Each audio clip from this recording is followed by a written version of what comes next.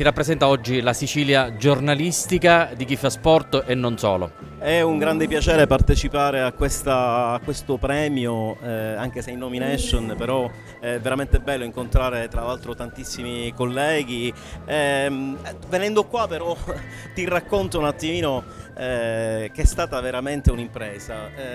Ti parlo da giornalista, questa situazione che il collegamento tra Palermo e Catania è veramente una cosa allucinante, 3 ore per arrivare da Palermo a Catania. Per il resto dico è stato veramente un grande piacere, tra l'altro andiamo ad onorare un grande campione, anche se catanese, però nel cuore anche di tutti i siciliani. Un campione che ha rappresentato la Sicilia, al di là delle bandiere, Palermo-Catania poco importa, ha scritto la storia di pagine importanti della storia mondiale. Eh sì, un grandissimo giocatore che ha fatto le fortune della Juventus, della nazionale, anche della città di Catania, come hai detto tu, è un patrimonio comunque regionale della Sicilia, qua il campanilismo passa in secondo piano.